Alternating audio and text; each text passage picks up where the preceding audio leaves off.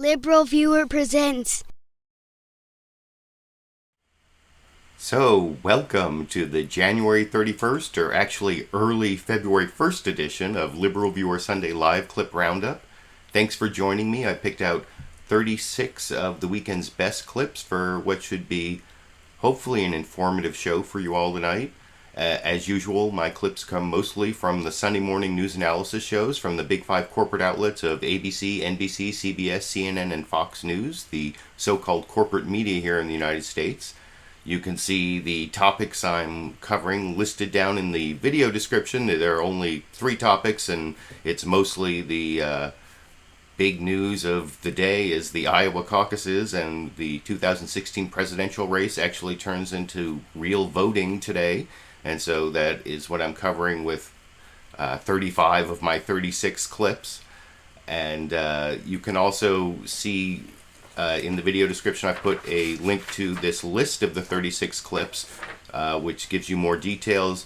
If you actually look, I'm covering all the top candidates, and plus I think there's one clip of Rand Paul, so there's going to be 3 Donald Trump clips, 5 Ted Cruz clips, 2 Marco Rubio clips, 1 Rand Paul clip, and then 2 Hillary Clinton clips and 10 Bernie Sanders clips. So it goes pretty much in that order if you want to look at this clip list, and you might be able to decode my somewhat cryptic notes.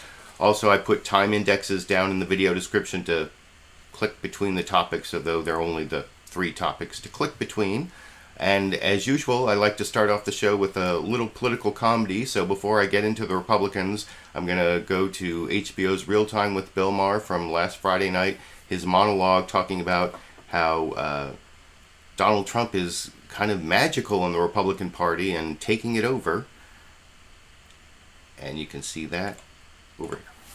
No matter what Trump does, his supporters love him to the end. He is in a magical place with the people who follow him. He could lock himself in a porta potty, knock it over trying to get out, crawl out covered in piss and toilet paper, and they'd go, see? Romney never did that. That's awesome. No, he's taking over the party. He is. He probably already has. He's beaten the establishment. He's beating Fox News. Watch out, Jesus. You could be next. Well.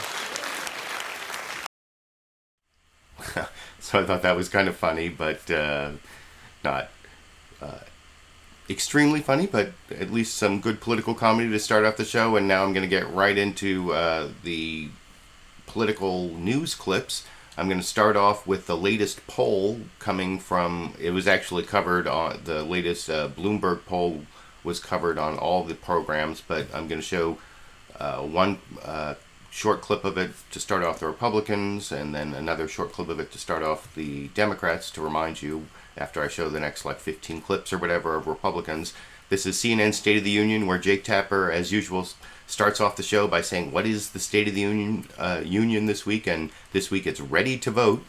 And then he goes into both the Republicans and the Democrats, how they're doing in the latest Des Moines Register Bloomberg poll. We're live in Des Moines, Iowa, where the State of our Union is ready to vote. We have just one day until the Iowa caucuses, when the first votes in this wild, wacky election season will finally be cast. And on both sides of the aisle, it is very tight and very tense as the candidates head into their final 24 hours on the campaign trail. The very latest numbers revealed overnight by the gold standard in Iowa polling, the Des Moines Register, showing Republican Donald Trump on top, leading his closest competitor, Ted Cruz, 28% to 23%. Marco Rubio in third place, surging with 15%. On the Democratic side, it is within the margin of error, with Hillary Clinton leading Bernie Sanders by just 3 points, 45% to 42%. Really anyone's race there. Real nail-biters on both sides. And you can feel the excitement here in Iowa. It is that energy that Senator Bernie Sanders is.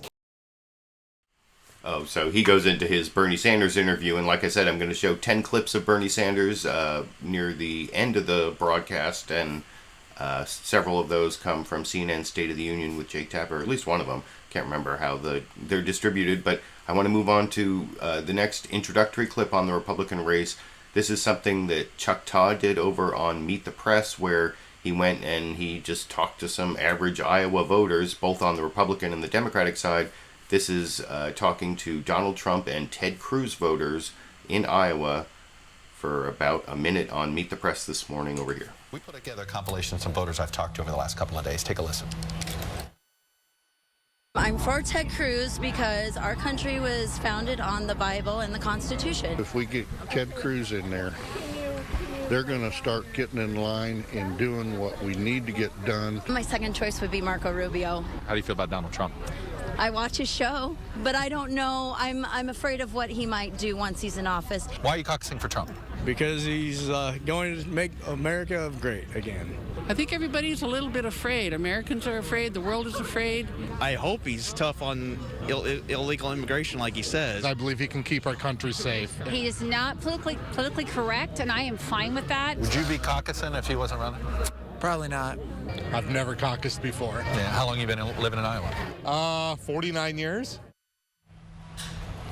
There it is. So that was Chuck Todd.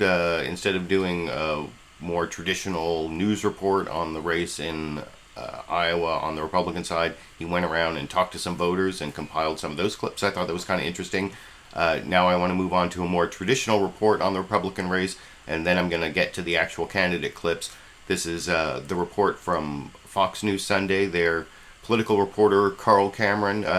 I think actually Fox News is a fairly good source of information if you're trying to get information on what's going on in the Republican Party, since they are kind of a communication arm of the Republican Party. At least they used to be till Donald Trump created this split between the frontrunner of the Republican Party and Fox News, if you even believe there is a split. And I'll discuss that a little more later when I show a clip of Donald Trump talking to Chris Wallace about why he skipped the Fox News debate.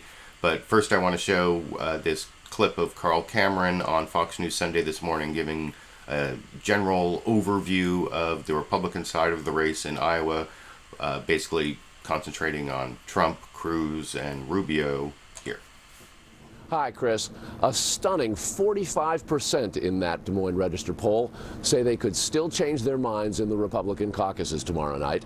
Cruz's citizenship, a sign Trump's not overconfident. Likewise, Cruz runs attack ads against Rubio while rallying his ground troops and boasting about his momentum against Trump. Where we are right now, this race is a dead heat. It is neck and neck. Now, it is effectively a two-man race. Under fire from both Trump and Rubio, Cruz fires back with a double barrel. A vote for Marco Rubio is a vote for amnesty. And a vote for Donald Trump is a vote for Obamacare. $70 million in television ads have run in Iowa, most of them negative. Rubio, feeling momentum, casts Cruz as rattled. It doesn't sound like he's feeling too good. It sounds like he's under a lot of pressure and maybe not reacting very well to it, which is problematic because presidents are under pressure every day. Has 3%, meaning he's unlikely to reach And the pressure is mounting for the caucus tomorrow night.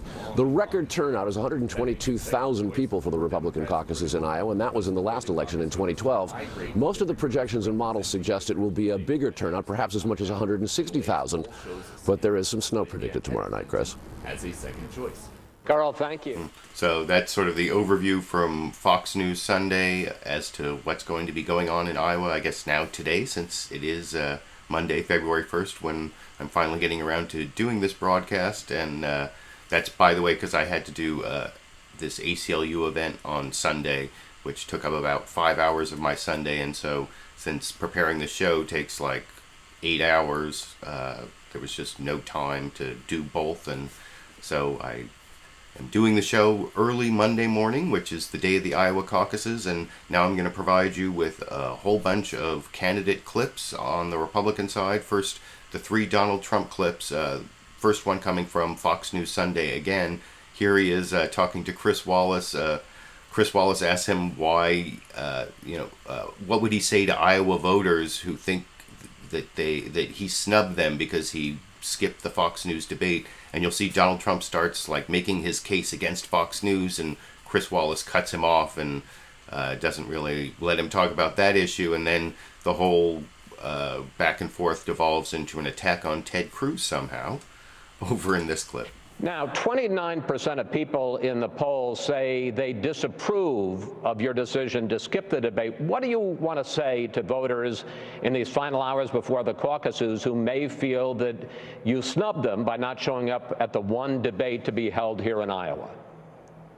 Well, you know, you love Fox, and so do I, and I get along great, and I have great respect for Roger Ailes. But what happened is they put out a press release that was very nasty. It was taunting, and it was just not appropriate. Wait. I don't want to get it. I don't want to get into that. I'm just saying, what do you want to say to voters who feel that you snubbed them? Well, what I'm saying is you have to stick up for your rights. And in the meantime, I raised $6 million for the veterans, which is very important. And you have to stick up for your rights. You can't let people do that to you. And just like if I were running the country, I'd stick up for our country.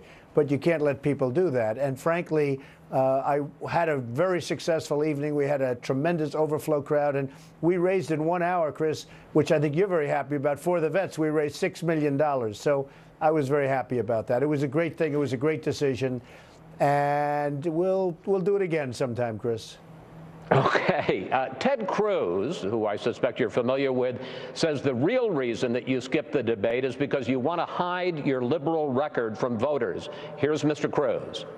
He doesn't want to debate cronyism because Donald supported President Obama's TARP bailout of the big Wall Street banks. Donald supported President Obama's stimulus plan. And if you can't debate the issues, the only thing you have left to do is toss insults. Senator Cruz says, Mr. Trump, that you're trying to hide your support for the bailout and the stimulus. You're trying to hide your record from voters. Chris, I'm not trying to hide anything. I was a businessman. I had many different feelings about many different things. And by the way, in business, as you know, you have flexibility. You can do many things many different ways. What I am very sure of is that Senator Cruz has hid the fact that he had major loans from Citibank and Goldman Sachs that he didn't put on his personal financial disclosure form. That's called hiding a record. I wasn't in politics when I was coming up with different views. Nobody even asked me my views, frankly. I was a businessman. My views didn't matter. I'm not a politician. Now, for the last 7 months, I've been a politician. But what I can tell you is that he's got a situation where he didn't disclose Goldman Sachs. He didn't disclose Citibank on his personal financial disclosure form. He didn't disclose to a lot of people the whole thing where he was born in Canada, which probably makes it so he might not even be able to run, according to many, many constitutional scholars. And he said he didn't even know he was a citizen of Canada until 15 months ago. So give me a break. He shouldn't be mentioning me. Here's a couple of things. He didn't know he was a citizen of Canada. Give me a break, Chris. Well, if you like that answer from Donald Trump attacking Ted Cruz, you're going to love this next exchange, not from Fox News Sunday. This one's from ABC's This Week with George Stephanopoulos, where Donald Trump, I believe he called in to the show. And so this is a phone interview where you'll see they play a lot of footage of Donald Trump in the background. And this is basically George Stephanopoulos plays a clip of Ted Cruz attacking Donald Trump and gets Donald Trump to attack Ted Cruz. And pay some attention to the particulars here, because after I finish the Donald Trump clips, I'm going to play several Ted Cruz clips that sort of match up, especially on the whole Obamacare thing. You'll see Ted Cruz say multiple times in the Ted Cruz clips that a vote for Donald Trump is a vote for Obamacare. And here's Donald Trump kind of responding to that and making his own attacks on Ted Cruz. This is a little under 5 minutes of Donald Trump, which I apologize for, but I'll talk about it a little more after you watch it here. Ted Cruz is hitting you hard on your relationship with Hillary Clinton. Brand new ad released overnight. Here it is. I live in New York. She lives in New York. And I've known her and her husband for years, and I really like them both a lot. You were at his wedding? I was at his wedding, that's right. Is it like where you guys all pretend to dislike each other and then you're all pals behind the scenes? He says America needs a fighter, not a deal maker. Well, you know, you need a deal maker, too. You can't have just somebody standing on the Senate floor and nobody even endorses you. Here's a guy with all of these senators, not one endorsement of Cruz, because he's a nasty guy. Nobody likes him, and you can't run a country that way. It'll be a total mess. It'll be worse gridlock than you have right now. Right now you have gridlock. As far as Hillary Clinton is concerned, when I was in business, I was a world-class businessman. I built one of the great companies, and that's what I intend to do with the country, bring it back to health, because it's dying with with $19 trillion in debt and lots of other problems. And frankly, when I was in business, I got along with everybody, George. I got along with Democrats. I got along with liberals. I got along with conservatives and Republicans. I happen to have a conservative way of thought. I happen to be a Republican. But when you're a businessman, you have to get along with everybody. You can't just say, I'm going to get along with a small group, because you won't be able to function that way. So I got along, and I was proud, even worldwide, I got along with everybody. Ted Cruz is also saying a vote for Trump is a vote for Obamacare. And there's a full-page ad in the Des Moines Register this morning, which is bringing up that, saying that you're basically in the last few months for single-payer government-run health insurance. Also, that you've called for continued federal funding for Planned Parenthood. On that Obamacare issue right there, he's saying because you want the government to pay for everyone to have health care, that is just like Obamacare. Look, Ted Cruz is a total liar. I am so against Obamacare. I've been saying it for 2 years in my speeches. I'm going to repeal and replace Obamacare. I don't even know where he gets this, but he's a liar. He didn't even put down in his financial disclosure forms that he borrowed money from banks at low-interest loans, lower than you could get, lower than anybody could get. He's got these favorable deals from banks on Wall Street, and he never put it down in his financial disclosure forms. I mean, look, Ted is a liar. This is why nobody likes him. This is why he doesn't have. This is why he doesn't have one endorsement from one senator. Not one. He works with these senators. Doesn't have one endorsement. I am so against Obamacare. Any senators endorsed you yet? They will be very soon. You have anyone to announce? A number of them. And by the way, we have tremendous endorsements. Jerry Falwell Jr. just endorsed me from Liberty University. He's seen every candidate goes through Liberty University. He endorsed me, which is probably one of the reasons I went so high with the evangelicals. Sarah Palin just endorsed me, which is a great endorsement. Sheriff Joe from Arizona, the toughest guy on the border, Sheriff Joe, Arizona, the toughest there is on the border, just endorsed me in big league.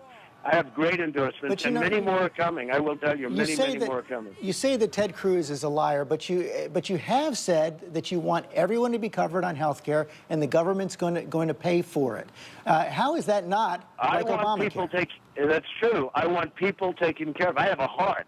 I want people taken care of. If people have no money, we have to help people, but that doesn't mean single payer. It means we have to help people. If somebody has no money and they're lying in the middle of the street and they're dying, I'm going to take care of that person and try and get them back to health. We're going to work with our hospitals. We're going to work with our doctors. We've got to do something. You can't have a small percentage of our economy, because they're down and out, have absolutely no protection, so they end up dying from, what you could have a simple procedure or even a pill.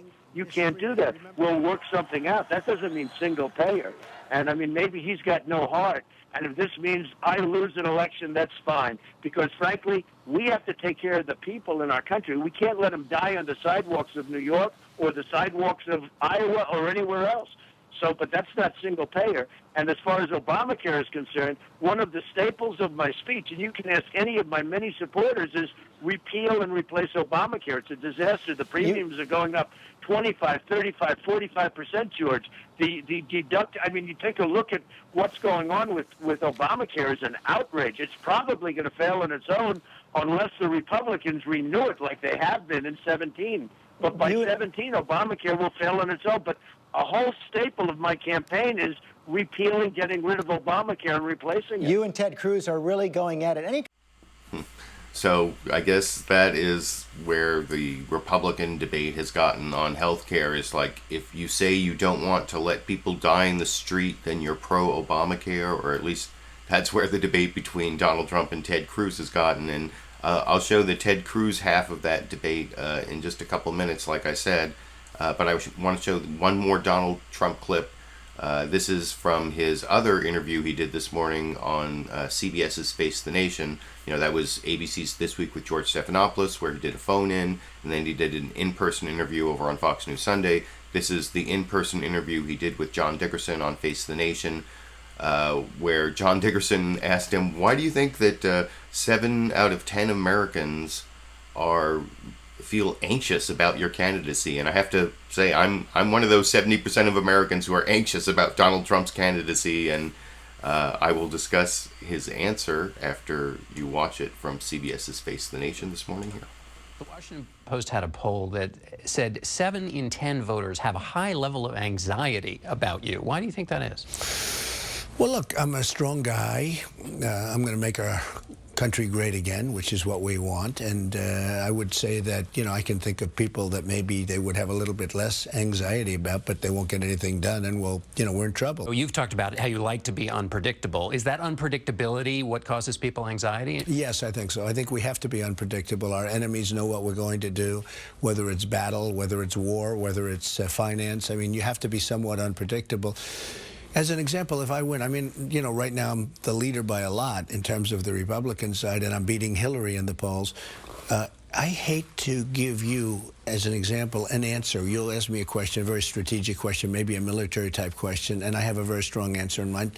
But there's something about giving you that answer that bothers me very much, because basically the enemy's getting that answer. But what about if you're president, people have this anxious feeling about you. What are you going to, you got to fix that. People can't be all anxious about their president. I don't think they do, though, Jen. I really don't. I think that once they know me, in fact, I was listening to one of your cohorts recently, last week, and they said they have never seen favorables go up so much, so fast as my favorables. But there's a lot of drama around your campaign. You're occasionally in Twitter wars. Is that presidential, do you think, these Twitter back and forth fights? Well, I'm in Twitter wars before, really, I was a politician, and now I'm carrying it out. Don't forget, I started out with 17 people, including myself. Now a lot of them are dropping out, and many more will be dropping out, and we'll get it down to a normal number. But I was being barraged from all different sides. Having Twitter is great.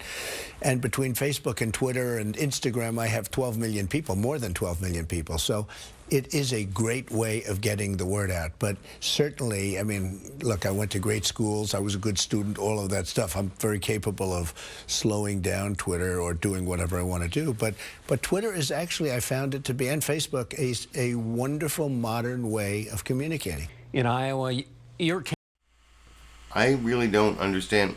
I went to great schools, so I'm really capable of slowing down what I do on Twitter. That seems like a total non sequitur to me at the end.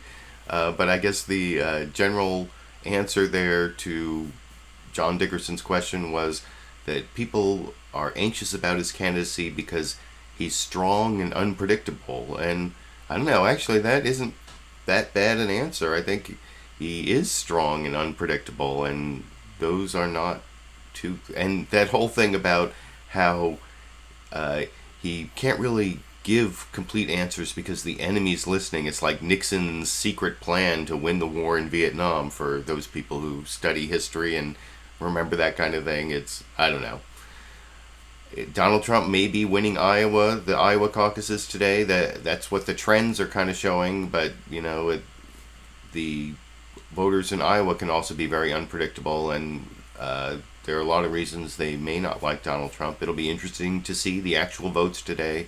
The other person who is the contender to win Iowa is the person I'm going to show 5 clips from next, Senator Ted Cruz.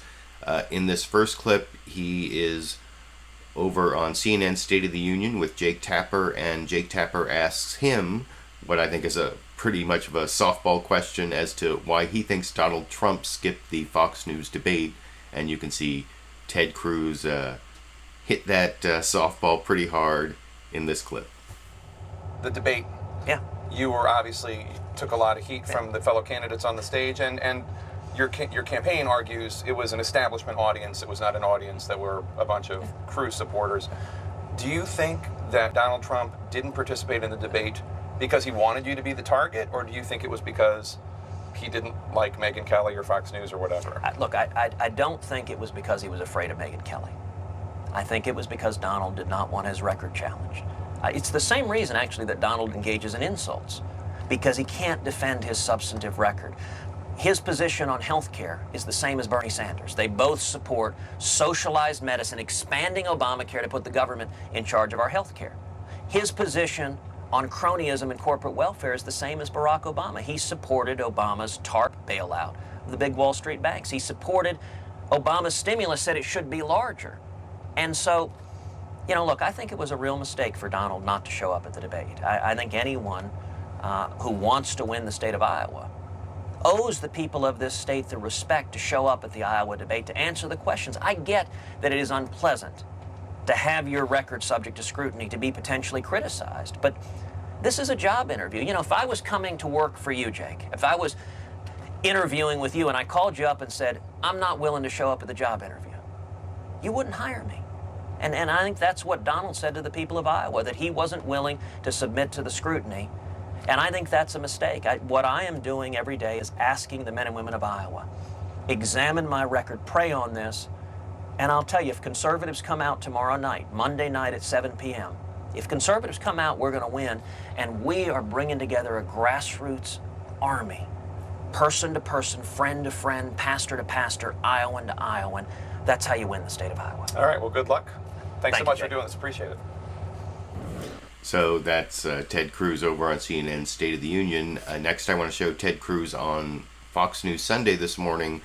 Previously, I showed that clip of Donald Trump attacking Ted Cruz on Fox News Sunday, and that interview actually took place, I guess, Saturday evening, possibly, or I think they said it was the night before, and then they had that clip available to show to Ted Cruz, so they showed Ted Cruz a short clip of the attack by Donald Trump, and here you can see a fairly lengthy attack by Ted Cruz on Donald Trump, but just on policy issues, not personally, I guess, is what Ted Cruz's talking points say. And for the careful viewer, you can see Ted Cruz use the word chutzpah, and Chris Wallace point out that he's engaging in New York values over in this clip.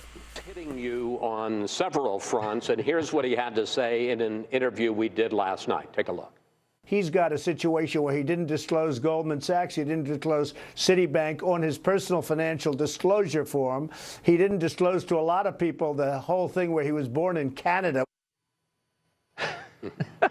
Between all that and the fact that you oppose the very popular ethanol mandate here in Iowa, are you in danger of losing a conservative state that would seem perfectly made for you? And even you have admitted that if Trump were to win Iowa and New Hampshire, as you put it, he might become unstoppable.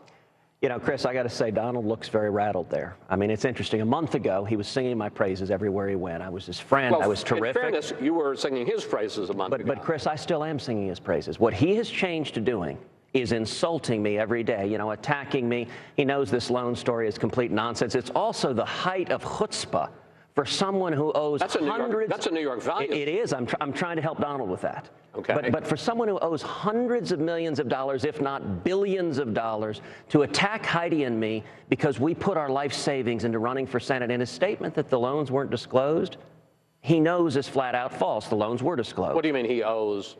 If you look at his financial disclosure, he owes at least $480 million right now, and it could be billions. And by the way, with loans, when Heidi and I take loans, we pay them back. Donald's declared bankruptcy 4 times. And so for him to sit there owing hundreds of millions or billions or who knows, and to criticize Heidi and me for putting our entire net worth into the campaign is astonishing. It is not honest, especially because the loans were disclosed. They were publicly disclosed at the time. The entire complaint of the New York Times that Donald is seized upon is that they were filed on the wrong form, that I filed them on the Senate form rather than the FEC form. But here's the important point, Chris.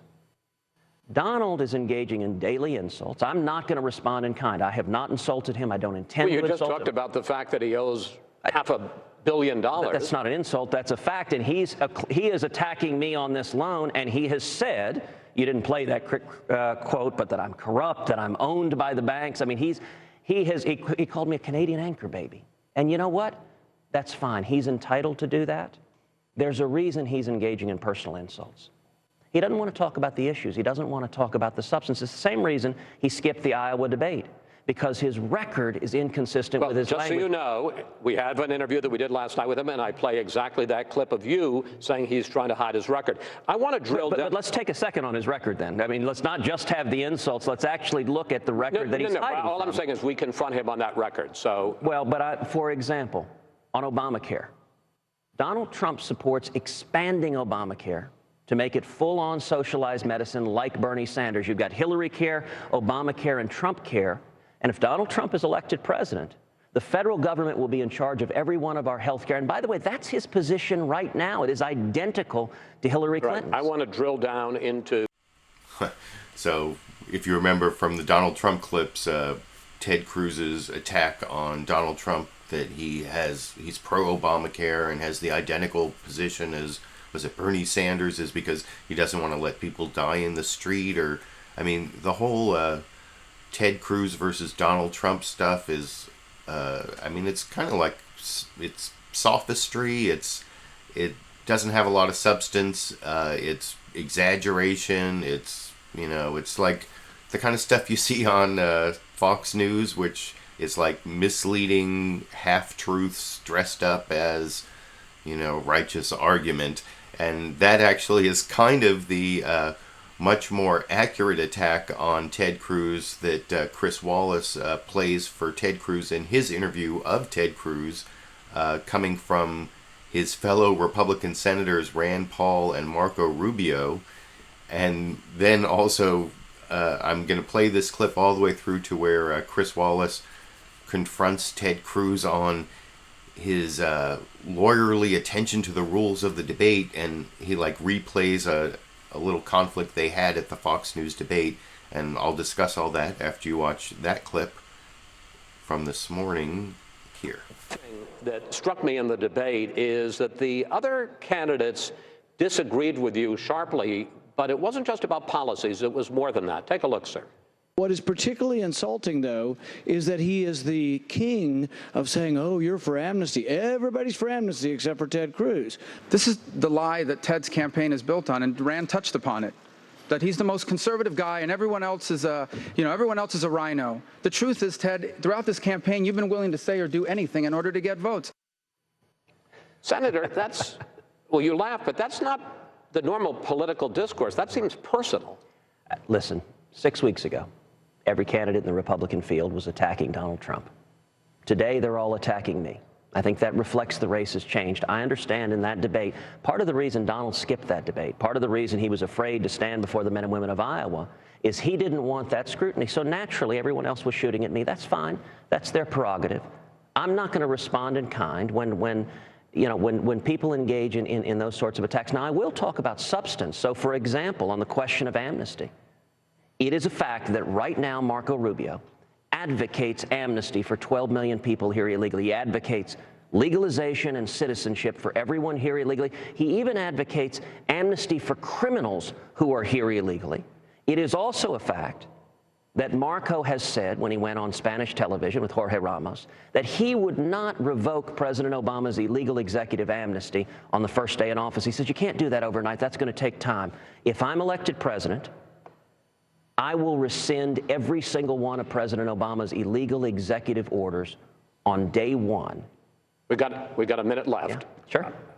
Finally, you and I had a couple of run-ins in the debate, and one of them was about whether or not you qualified for a 30-second response. Let's revisit it. The question was about, it's not my question that you get a chance to respond to, it's his answer. You don't get 30 seconds to respond to me. Your question was you have disagreed. You don't get 30 seconds to respond to me. I'd like to go on, sir. I know you like to argue about the rules, but we're going to conduct the debate. A number of observers thought that you sort of threw yourself off there, arguing about the rules. Do you think that sometimes your lawyerly instincts get in your way, and you have 30 seconds to respond, sir? Look, I was surprised you didn't let me respond there. That's your prerogative. I'm happy to respond to whatever you like, Chris. And, but the general question as to whether or not sometimes you get down into the rules as opposed to... Look, I'm not interested in a rules debate. What I'm interested in is 36 hours from now, the men and women of Iowa are going to caucus. And we have a grassroots army. We've got 12,000 volunteers in this state. Let me give you an example of what we're seeing on the ground. Friday night, we were in Wilton, Iowa. There are 2,800 people who live in Wilton, Iowa. We had over 700 people come out to our event. A third, nearly, of the town came out. We're seeing that every day. And this race is a simple choice. A vote for Marco Rubio is a vote for amnesty, and a vote for Donald Trump is a vote for Obamacare. The reason conservatives are uniting behind our campaign is because I am the only candidate in the race who's been a consistent conservative, who's been a fiscal conservative, a social conservative, a national security conservative, and the stakes are too high for us to roll the dice and take a risk. Senator Cruz, thank you. Thanks for your time. Thank you, Kristen. I know you're awfully busy in this final day, and we'll see how the world turns tomorrow night. I look forward to it.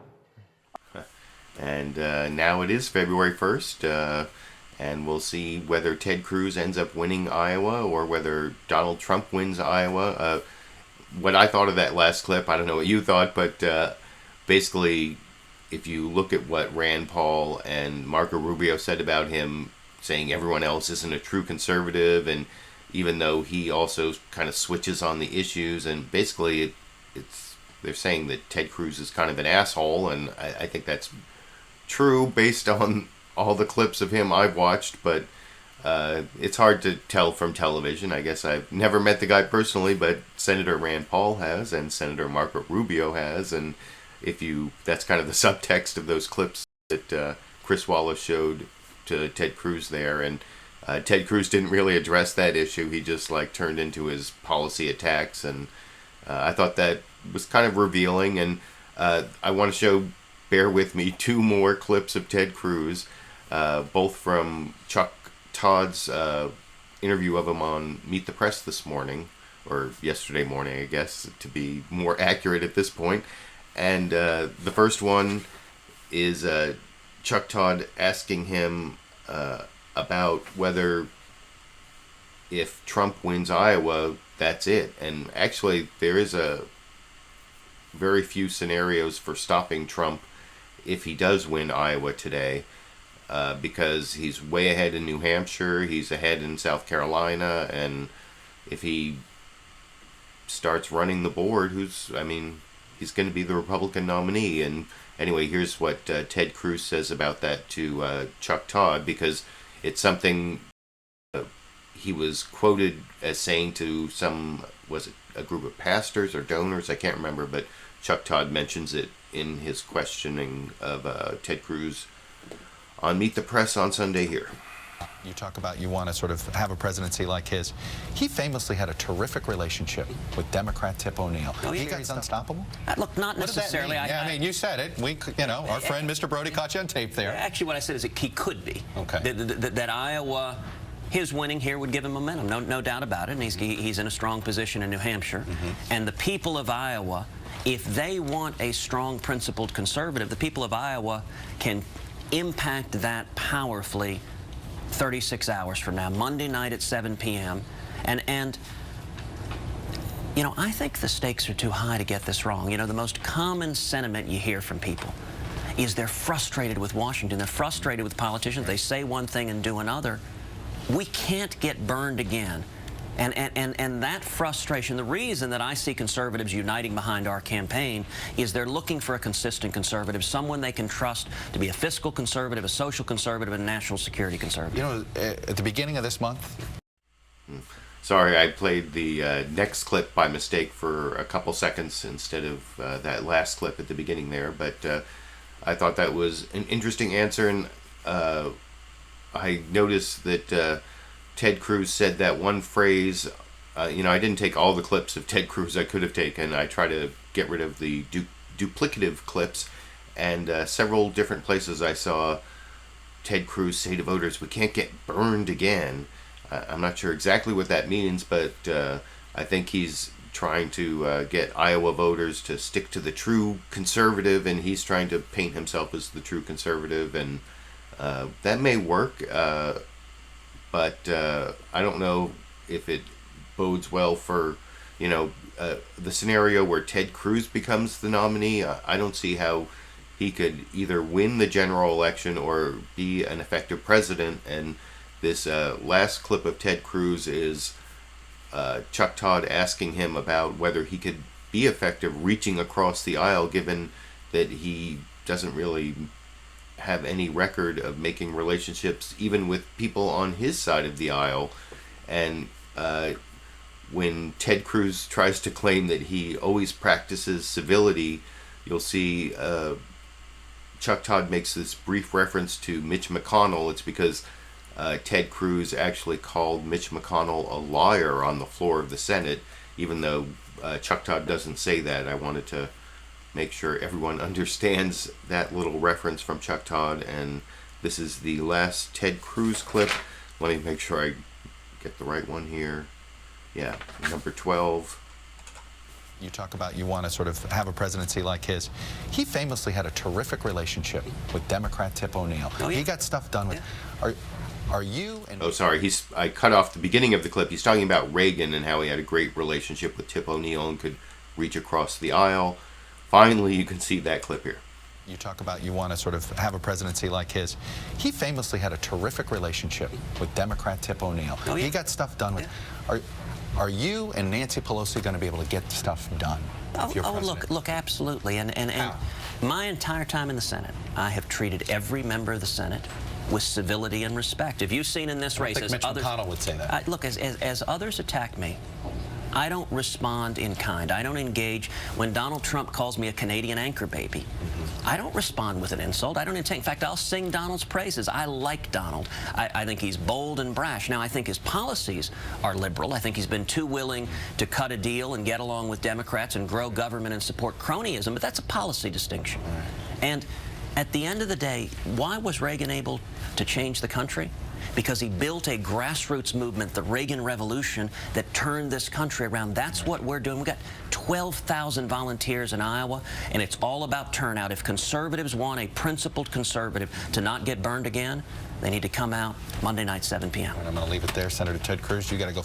Oh, there you see another, you can't get burned again. Like I said, he kept saying that, and I think true conservative can't get burned again. And one of the people he's trying to paint, well, I mean, he's trying to paint both Donald Trump, who's ahead of him in most of the polls, and the person right behind him in most of the polls, Marco Rubio, as not true conservatives, especially because Marco Rubio's voters have actually been growing in Iowa. He's been gaining.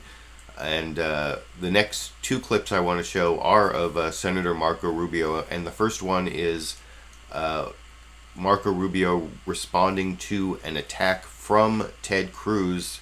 This is also from NBC's Meet the Press. Chuck Todd plays a Ted Cruz attack ad for him and gets his reaction, and I'll talk about it a little more if you watch that here. Attack from the Cruz campaign in recent days. In fact, take a look at this ad they put out on Rubio's immigration stance. I am not, and I will never support, never have and never will support any effort to grant blanket legalization amnesty. Marco Rubio was part of a gang of 8 trying to secure amnesty. One of the architects of the plan, Senator Marco Rubio, you are giving legal status to people who have broken the law. It was Marco Rubio that was a member of the gang of 8 and Ted Cruz that wasn't. And Senator Marco Rubio joins me now. Senator, welcome back to Meet the Press. Thank you. You just had a nice friendly hug with Senator Cruz there. That's not such a friendly ad here, and it goes at the issue of the Gang of 8. So, well, actually, can you just but let me correct you. Can you explain the issue of amnesty? Define first, amnesty for us. The ad is first deceitful. Actually talks about cap and trade, and it literally clips my statement. Like it stops my statement right when I start explaining that I'm against cap and trade and big government mandates. The Gang of 8 was a bill that was that was dealt with 3 years ago. It was an effort to fix our immigration laws. It was the best that could be done in a Senate that was controlled by Reid at the time. And the hope was that the House would take it up and make it better. But it was a way to start that. And in the absence of progress, that's how Barack Obama has now forced on America not 1 but 2 unconstitutional executive orders that seek to actually legalize people here with no enforcement. Now, that's not the way we're going to do it when I'm president. When I'm president, when I'm the nominee, we're going to keep our majority in the House and Senate, and we're going to pass, first and foremost, immigration laws that secure our border. And until that is in place, we're not going to be able to do anything else. That's the lesson of the last 10 years. The American people, we do not have the political support to do it all at once. They do not trust the federal government to enforce immigration laws. And as a result, the key that unlocks the door to be able to make progress on immigration is to bring illegal immigration under control first. And we will do that when I'm president. I've had a lot of Republicans in Iowa that I've talked to who really like you, and then they say, why won't he repudiate the Gang of 8? Well, and that's not how we're going to do it when I'm president. I mean, that's not going to be the law that we're going to pass when I'm president. Do you regret ever being involved? Look, I tried to fix a problem. This is a real problem. And where are we today? We are worse off today than we were 5 years ago. We have more illegal immigrants here. We have 2 unconstitutional executive orders on amnesty. I went to Washington to fix a problem. Immigration is a serious problem. It impacts my state. In the state that I live in, we are impacted by illegal immigration in a dramatic way. This issue has to be dealt with. Each year it gets harder to solve, more difficult to solve, but it is now clear, more than ever before, that you are not going to be able to do anything on immigration until you first bring illegal immigration under control and prove it to people, not just pass a law that says it, and that's how we're going to do it when I'm president. You have alluded to the fact. I don't know, was it just me, or did he sound desperately thirsty? I think he needed a little Marco Rubio, for those of you who remember his State of the Union response. But I also want to show an additional clip of Marco Rubio. I thought that, I mean, he stuck to his talking points there, and he is the most viable of the establishment politicians, and I just don't know whether an establishment politician, and he tries to claim he's not establishment, but I don't know whether an establishment politician is going to be able to win in the current Republican environment. And that's kind of the basis of this next question from Jake Tapper over on CNN State of the Union, where he talks about how Marco Rubio is a disciplined politician, but somehow that's not quite as authentic as, say, Donald Trump. And he asks Marco Rubio if Donald Trump is even beatable at this point, because there's not really a path for Marco Rubio to be the nominee unless, well, I mean, there is, but Donald Trump has to lose in Iowa, I think, or he could win in Iowa and a bunch of people could drop out and the establishment could coalesce around Marco Rubio. There are some lower probability outcomes, but I don't think Marco Rubio does a really good job of articulating his path to victory in the Republican primary process over in this clip. About how voters seem to really like authenticity and genuineness. And when I talk to voters in Iowa, one of the things they say, the Trump supporters, is they don't bring up his policies even. They just like that he says what he thinks, and he doesn't care about political correctness, he doesn't care about ruffling feathers, he's just honest. You are a very disciplined politician. I'm not calling you ungenuine, but you're a very disciplined politician. Do you think that that might work against you in a cycle like this? No, look, people can call it discipline. I'm running on a very specific agenda. I mean, I'm running for president of the United States. I'm not doing this for entertainment. I'm doing this because this country is headed in the wrong direction. 7 years of Barack Obama has done tremendous damage to our economy, to our standing in the world, to our national security. And those are the issues I'm focused on. And I keep talking about them over and over because they're the reasons I'm running. And so Donald's the greatest show on earth. You know, he's very entertaining. But this campaign isn't about that. It's got to be about the serious issues confronting this country. Because if we get this election wrong, there may be no turning back on some of these issues. Can Trump be stopped? In terms of the nomination? Yeah. Sure. No one is unbeatable. It's a very unusual year. No one is unbeatable. This election is not going to be decided by 1 or 2 states. I think the race will narrow after a couple states, but no one, myself or anyone else, is going to have to earn this nomination. And it is going to be a very unusual, highly contested, I think longer than usual process, given the size of the field and given the challenge before the country. Where can you win? What states can you win? Well, we try to do well everywhere. You know what? Obviously, I'm not the campaign strategist. You can talk to them about that. I'm running for president, and so what I focus on is I go out every day and try to get as many people as possible to be inspired and believe in our message and vote for me. Whether it's here in Iowa on Monday in the caucus, whether it's in the primary a week later in New Hampshire, what that translates to, we'll see. I feel good about it, but I don't view it that I really don't spend a lot of time thinking about the strategy of it. I spend most of my time thinking about what we need to do when I'm president. A lot of people out there think that Trump can be stopped, but not if there are so many traditional politicians, which I don't mean as an insult, but traditional politicians in the race. You, Christie, Kasich, Jeb Bush, etc. Do you think after Iowa and New Hampshire, it will be time for some of these traditional candidates to coalesce behind one? No, you can't force anyone to do that. People are going to run until they feel it's time for them not to. And, I've never called for anyone to get out of the race. I think it'll just happen. I mean, it always happens. So I suspect that after Iowa, there'll be perhaps a candidate or two that may decide not to continue. Certainly after New Hampshire, I think that'll be the case. And so that'll play itself out in due time. But these people have worked very hard. I mean, I'm out there, but they're out there too. They've been working for a year. They've been doing the town halls and shaking of the hands. They deserve to have voters, weigh in on their candidacy and not have somebody calling on anyone to step aside. It'll happen, and it'll happen at the appropriate time, and no matter what our differences might be, I do respect people that are out there running for president in both parties, because it's hard to do. And having done this, having gone through this now, I have tremendous respect for the people that have done it before and for the people that are doing it now. One of the things that...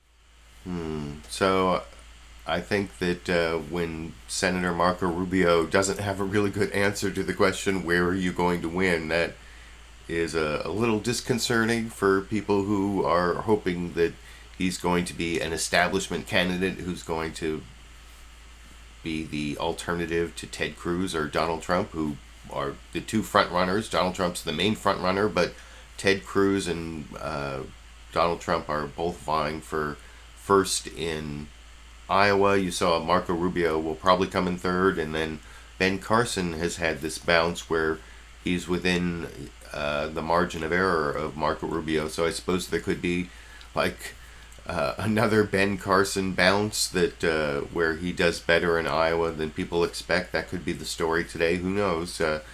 I think it starts at 7 p.m. Eastern time. Is that so? We're about 14 hours away at the time I'm broadcasting when we'll actually start to hear about real voting for the first time, even though it's this weird caucus process. Before I leave clips of the Republican candidates, as I promised, there's one clip of Senator Rand Paul. I wish he had done better. I don't think he's going to do... he's pretty much going to drop out after New Hampshire, I guess, or I don't know if he will, but he's not doing very well. And one reason I wish he was doing better is because he takes on the interventionist neocon foreign policy, and that's what he did. It was on NBC's Meet the Press this morning. He was kind of part of a roundtable.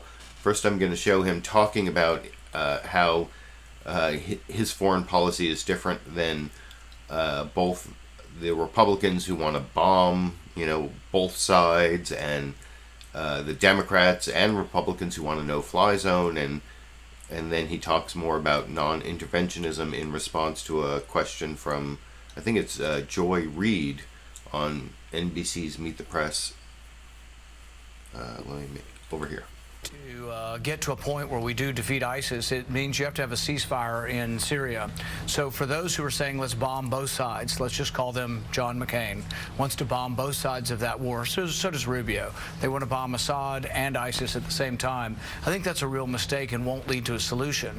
To those like Hillary Clinton and Rubio and others who say they want to have a no-fly zone over there and shoot down Russian jets. I mean, Christie's bragging about shooting down Russian jets. I think that's a naivete that would lead to more problems and not make the world safer. Senator, to that point, the neoconservative wing of the party, which I think you could say is represented by the Rubio candidacy, Chris Christie, does it surprise you that they still have so much resonance in a party that is war exhausted, in a country that's war exhausted? Well, I think it's interesting. Des Moines did a poll probably about a year ago, and they said, do you support more intervention in foreign war like John McCain or less intervention like Rand Paul? And it was actually pretty evenly split.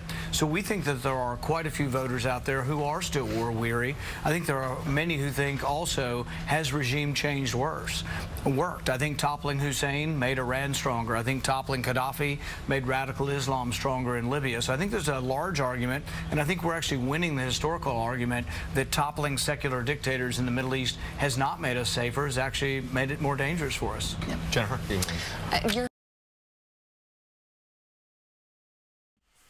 So from that clip, I think you can see why I wish Rand Paul had done better in the Republican primaries. I mean, there are a lot of things I disagree with Rand Paul on, but I wish he had moved the Republican Party more towards non-interventionism and foreign policy. That it would be nice if there were some Democrats who were non-interventionist and some Republicans, so that they could form a coalition against interventionism. That would be great, wouldn't it? But that didn't happen. And before I leave the issue of the Republican side of the 2016 presidential race, I want to show one more political comedy clip. This is from HBO's Real Time with Bill Maher last Friday, and in this clip, this is from the new rules at the end, which was basically about Republican dishonesty, and he starts off, so that you know what he's talking about at the beginning of this clip. He starts off talking about how Republicans are kind of like your crazy uncle who forwards you these crazy, dishonest stories, but now that's like, well, you can see the rest of that argument here. You only had to put up with your right-wing uncle on Thanksgiving. Now he's forwarding you proof 24/7 that Hillary led the Benghazi attacks and Obama was Bill Cosby's pharmacist.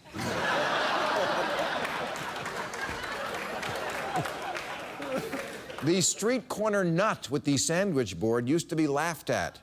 Now he's linked to. And that's what's so great about Facebook. You're not telling lies, you're just sharing them. And anyway, lies are the new truth. Yes, more than ever, people today are living an entirely fact-free lifestyle, which is great news for the Republican candidates, because when they are confronted on their lies now, they just say, oh, I see what you're doing by fact-checking me. I just don't care, because my fans don't care. A couple of years ago, we did a piece here where I introduced the term zombie lies, which are Republican talking points that cannot be killed, despite being disproven time and time again. Things like voter fraud being rampant, or tax cuts paying for themselves, or Lindsey Graham just hasn't met the right girl.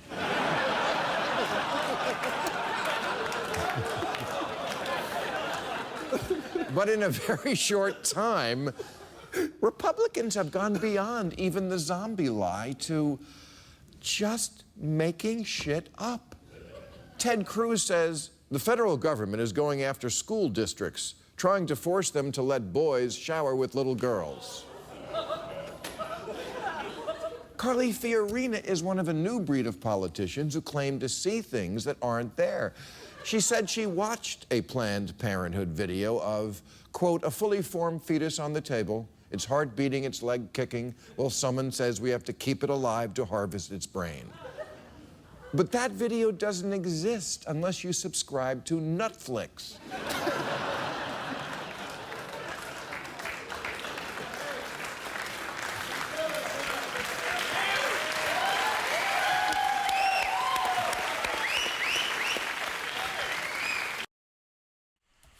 So I enjoyed that clip, and I noticed someone, one of my live viewers, I have over 100 live viewers, even though I'm doing this basically in the middle of the night for me here in California. One of my live viewers was mentioning Thom Hartmann was on Real Time with Bill Maher, and yes, I'm even going to show a little of Thom Hartmann making a comment about Bernie Sanders' religion a little later in the program.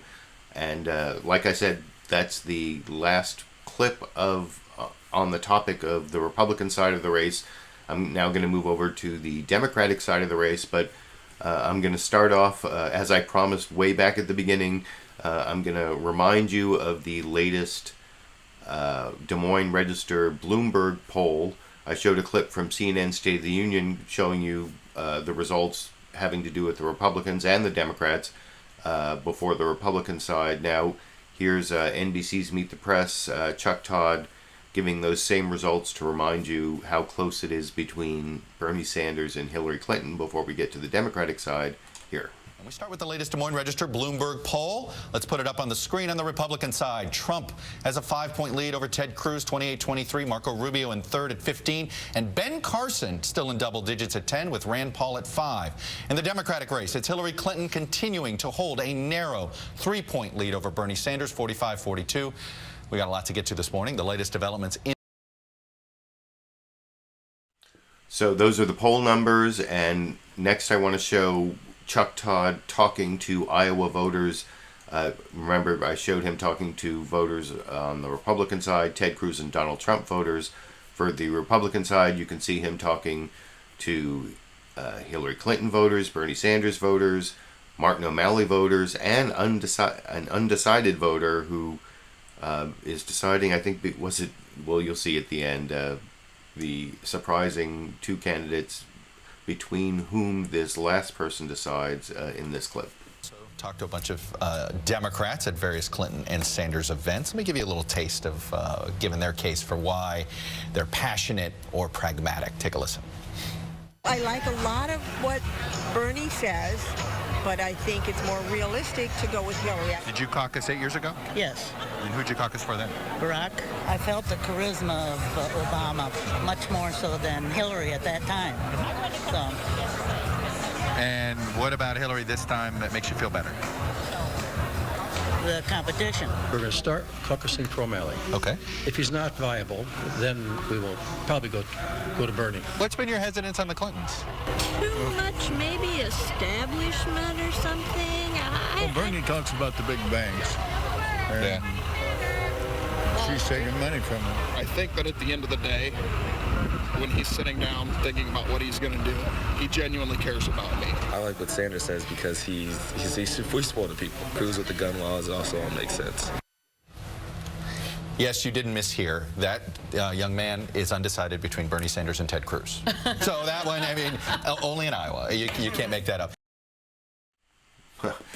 So that's kind of funny, and I don't know, was it just me, but I think those Democratic voters sounded a lot more reasonable than the Cruz and Trump voters that Chuck Todd talked to in the clip I showed in the Republican side.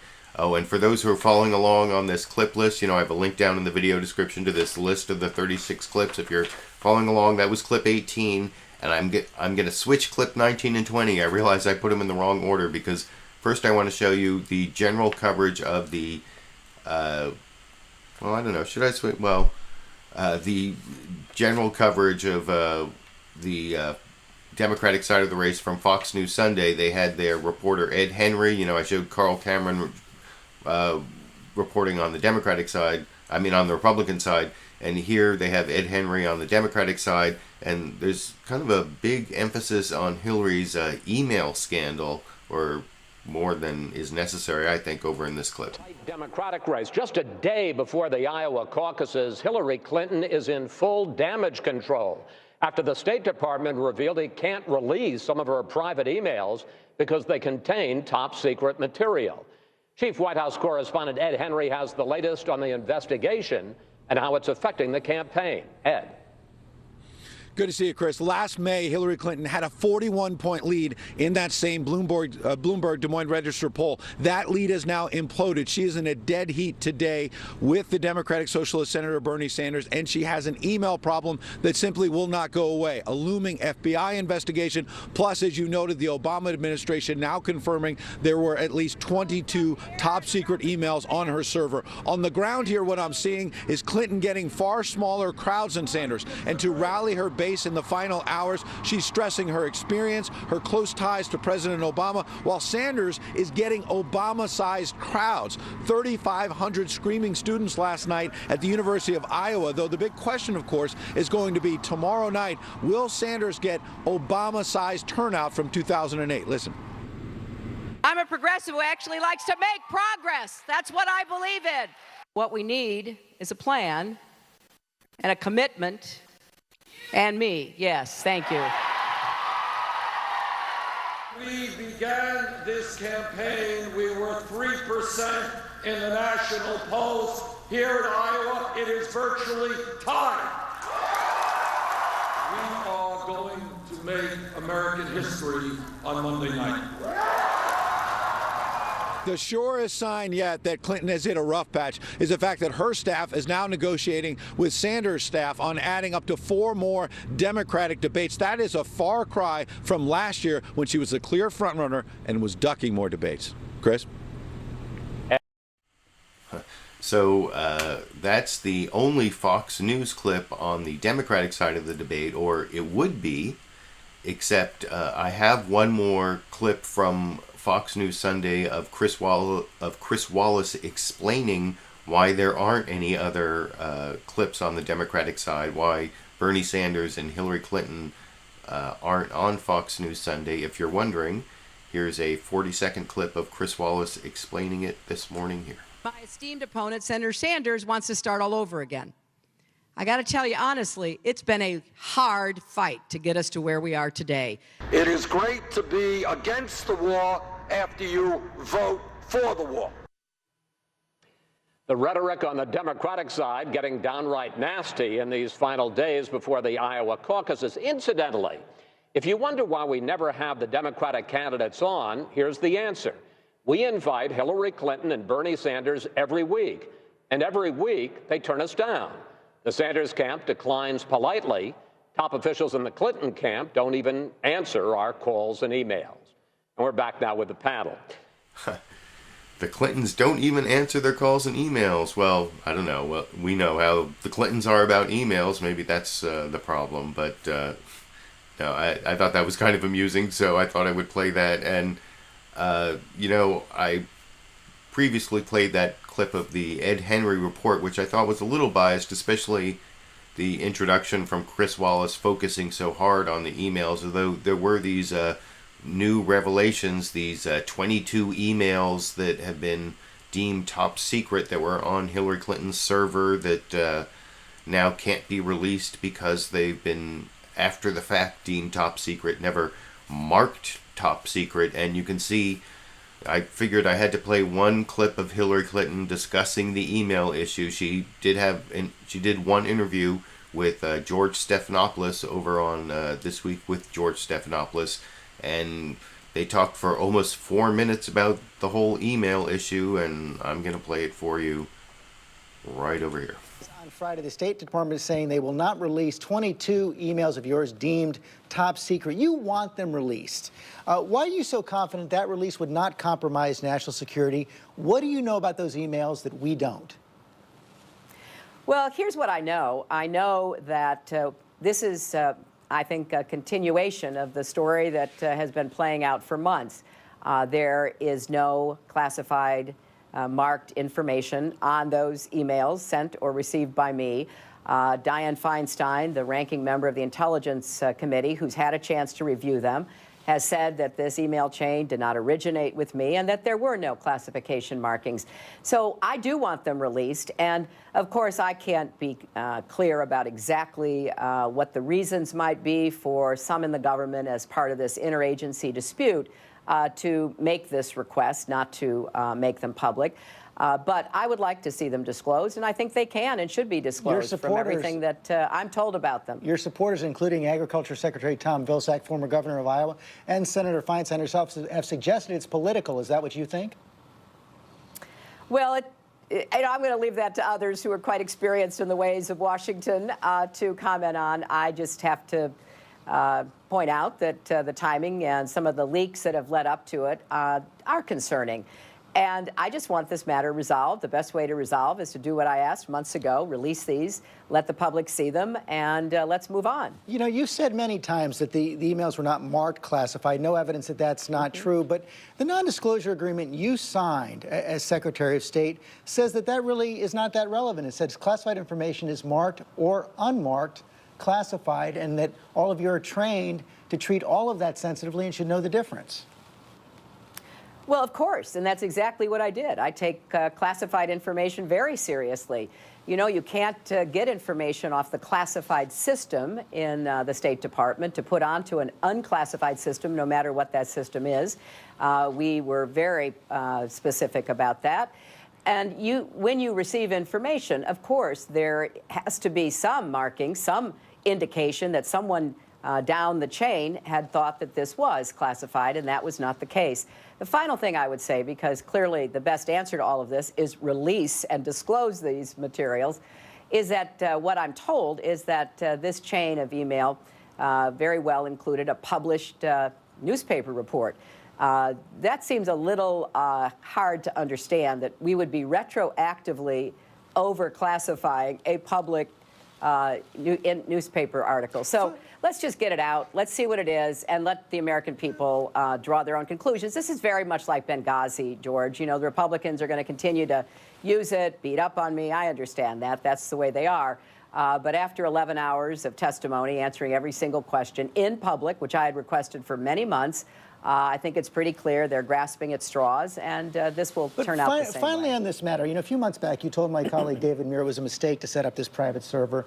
Yet just this Monday, you said there was no error in judgment. How do you square those two statements? Well, look, as I've said many times, it was permitted. My predecessors had engaged in a similar practice.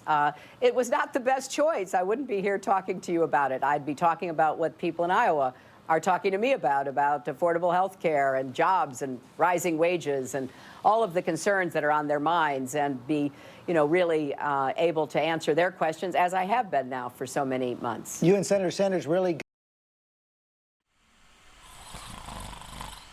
Oh, I'm sorry. Is it over? Is the email scandal over? I think I fell asleep somewhere around no classified marked information sent or received by me, which seemed to be like the key words in the email scandal. But you can tell me if you think that that was worth staying awake during. I've watched it several times, and so maybe it's just me, maybe it's just the middle of the night, but I want to show one more clip of Hillary Clinton before I get to my 10. That's right, 10 clips of Bernie Sanders. And he did several more interviews than Hillary Clinton, so it's not just that I'm focusing more on Bernie Sanders. He provided a lot more material. In this clip, it actually starts with George Stephanopoulos showing Hillary Clinton a clip of Bernie Sanders and how he's reacting negatively to the negative attacks on him from the Clinton campaign on not supporting Planned Parenthood or his gun record. And here you can see Hillary Clinton react to that and sort of redouble some of those attacks. And then at the end, I kind of like the question that George Stephanopoulos asks about some of Clinton's surrogates playing up the socialist issue and how Hillary Clinton reacts to that. And this is the last Hillary Clinton clip over here. Really going at it right now. And he was on the stump out yesterday saying this about your attacks. Don't tell me that I'm defending or protecting the gun lobby. Don't tell me I am attacking Planned Parenthood. Those are inaccuracies, and we can do better than that. He's calling you on that, says he's got a D- rating from the NRA and a 100% record with Planned Parenthood. Well, let me tell you what the people who work on these issues every day have said. They say, I'm the leader. I'm the leader who has taken on tough issues. I've taken on difficult issues like Planned Parenthood, the gun lobby for many years. And they concluded to endorse me by the Planned Parenthood Action Fund. I was very honored to have that. That's not saying that others haven't voted with them, but they were looking for a leader, and they found it with me. I've been endorsed by the Brady campaign, and yesterday in a very emotional event in Ames, Iowa, endorsed by Gabby Giffords and her husband, Mark Kelly, because they believe I'm the leader that they want to stand up to the gun lobby. The same with the Human Rights Campaign. They concluded I was the leader to protect and advance the cause of the rights of the LGBT community. Now, that is just the facts. People who have known us, people who have evaluated us, people who have concluded what they want in the next president have sided with me, and I'm very proud of that. You know, you just mentioned the Republicans are going to be hitting you with the email issue. They're clearly going to hit Bernie Sanders with the fact that he's a democratic socialist if he gets the nomination. Some of your supporters concerned about that. Senator Claire McCaskill are saying they can't wait to run an ad with a hammer and a sickle. Steny Hoyer, Congressman Steny Hoyer, saying he calls himself a socialist. I don't think that's a good title to be running for president of the United States. Is that what you think? Will the fact that he's a democratic socialist make it harder for Democrats to win in November? Well, that certainly is what a lot of Democratic leaders are saying, and I take them at their word. They know their states, they know the country, they know we have to take back the Senate. They want to make some advances in the House, as well as at governor and legislature levels across the country. Here's what I think. I think I've been subjected, as you know so well, to years of scrutiny, and I'm still standing, talking to you, in the lead here in Iowa for the caucuses and going on after that. And it's a very tough gauntlet to run. And if there are issues that Republicans and their allies on the right believe they can use to bring down a Democrat, they're going to use it. I feel vetted, I feel ready, I feel strong, and I think I'm the best person to be the nominee and to defeat whoever they nominate in November. Finally, I wonder what your... So, like I said, that's the last of the two Hillary Clinton clips. I wanted to show her responding to the back and forth on the negative attacks, or it's not really nasty negative, I don't think, between Hillary Clinton and Bernie Sanders, but they're starting to get a little bit of negative friction going on there, as you saw in the clips that began, or the clips of Bernie Sanders at the beginning of that question of Hillary Clinton by George Stephanopoulos.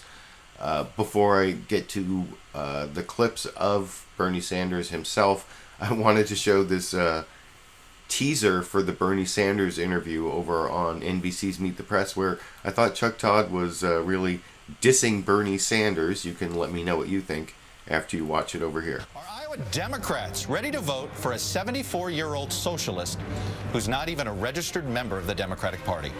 We're about to find out. Senator Bernie Sanders joins me in a moment. So, I don't know. That seems a little bit harsh as a way to tease an interview with someone coming up, a 74-year-old socialist who's not even a registered member of the Democratic Party or whatever.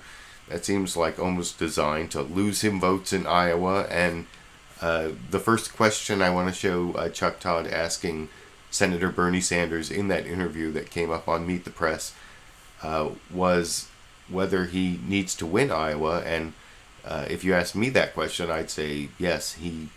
I think it could be possible that Bernie Sanders doesn't get the nomination even if he wins Iowa and New Hampshire, but it's almost impossible if he doesn't win Iowa and New Hampshire. So, or at least be a really big story coming out of Iowa. I don't know, because Iowa's kind of weird, and it's like this weird delegate count where I don't know. We'll see how it turns out. But here's Bernie Sanders' answer to that question, talking to Chuck Todd this morning on Meet the Press here. Senator Bernie Sanders is running neck and neck with Hillary Clinton. He's counting on young, enthusiastic supporters, many of whom have never caucused before, to turn out tomorrow and put him over the top. If they do, it is likely to signal the beginning of a long battle for the nomination that few predicted just months ago. Senator Sanders joins me now from Cedar Rapids, Iowa. Senator, welcome back to Meet the Press, sir. My pleasure. Let me start with the importance of winning for your candidacy. Is there a path to the nomination without you upsetting Hillary Clinton here in Iowa first? Well, Chuck, let me just say this. As you well know, when we began this campaign, we were at 3% in the polls. We were 50 points behind Hillary Clinton. Today, as you've indicated, we're neck and neck. I think we have a real shot to win this if there is a large voter turnout. And it's not just young people. It is working class people. It is middle class people who are sick and tired of status quo politics. That's true in Iowa. It's true in New Hampshire. It's true all over this country. So to answer your question, yeah, I think we really do have a path toward victory because people want to see this country boldly move in a new direction so that not all wealth and income is going to the top 1%. But don't you have to win Iowa here if this is going to become a big national campaign?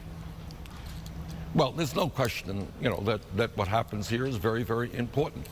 And if we can win and pull off a major upset, it will really be a springboard, I think, to other states. But at the end of the day, I think in terms of the division of delegates, whether you win by 2 points or you lose by 2 points, not going to matter a whole lot. But here's the point.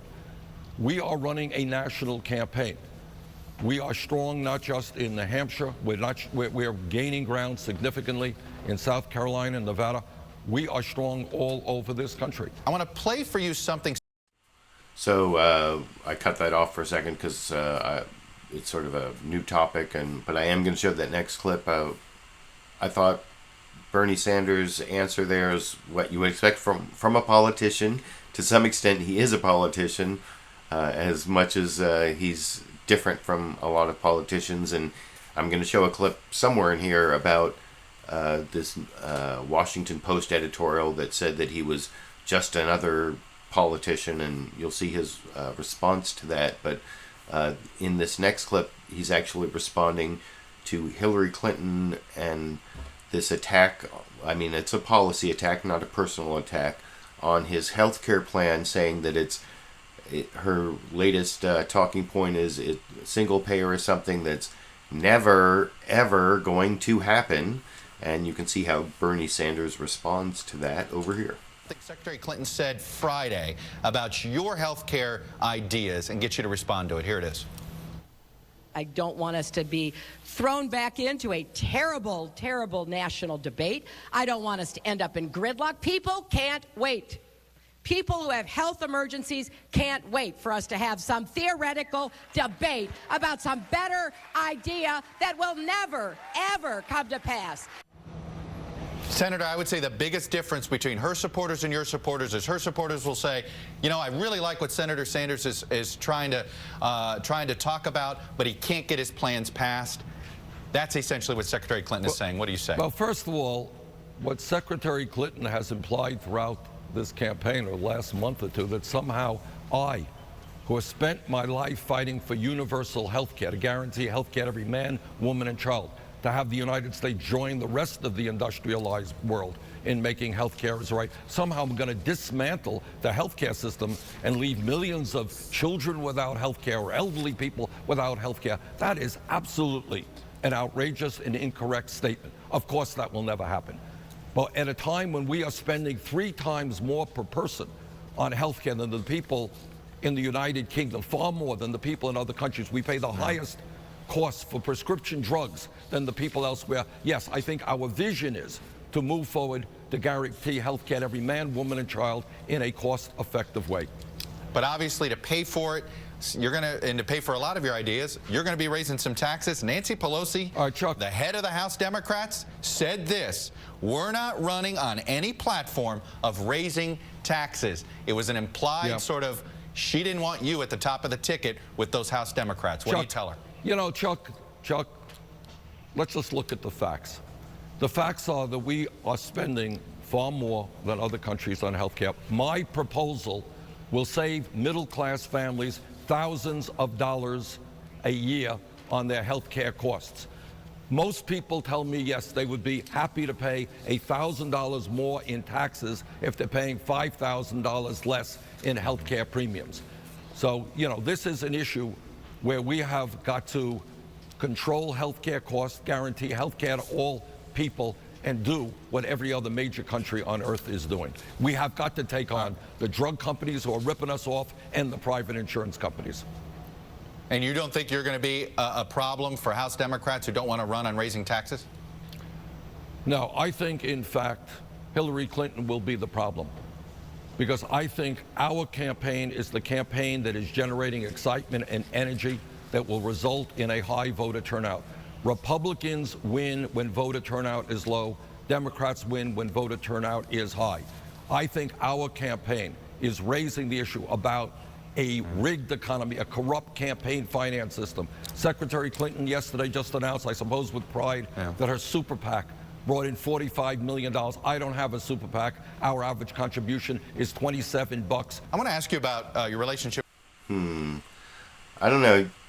It might be too complex an argument on the whole healthcare issue. I mean, you'll have to let me know what you think down in the comments section, because on that whole question about healthcare costs and raising taxes, Nancy Pelosi's saying that she doesn't want to run on a platform of raising taxes, but I mean, can the American voters figure this out where, like, raise your taxes by this much and then lower what you pay for healthcare premiums this much?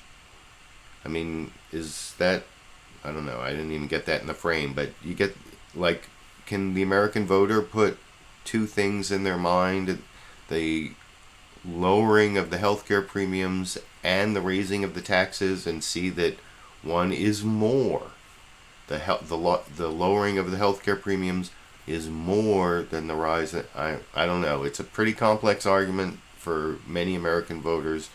You can let me know if you think that Bernie Sanders is going to win with that argument, or if it's too complex for the American voter. The next clip I want to show, also from Chuck Todd's interview of Bernie Sanders this morning, is on the issue of whether Bernie Sanders is anti-Obama. This is like another one of the things that the Hillary Clinton surrogates are circulating, and this is kind of an insidious argument because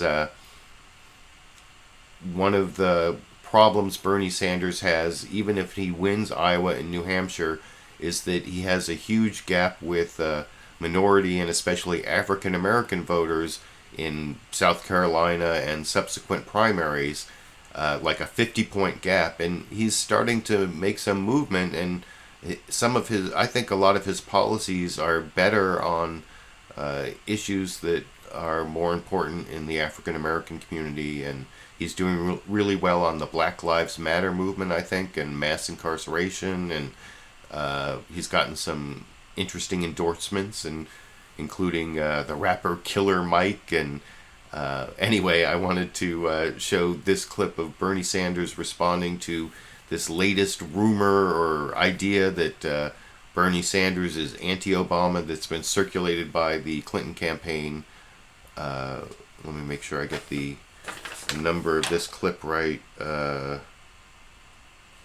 clip number 26 over here. Your relationship with President Obama and a book you endorsed. President Obama, the most popular Democrat in this Des Moines Register poll. There is a book by Bill Press. It's called Buyer's Remorse, How Obama Let Progressives Down. Your name is featured as sort of the top endorser of the book. It says, Bill Press makes the case, ... read this book. In fairness to you, the ... doesn't have you saying anything negative about Barack Obama, No, but simply what it has signing me on to saying, this book. you know, Chuck, what it has me saying is what I believe, in that the next president must be extremely aggressive in bringing more people into the political process. I think Barack Obama has done a fantastic job against the incredible... He hasn't let down, you don't believe he's let down progressives? So you think Bill Press was wrong? You don't believe he's let down progressives?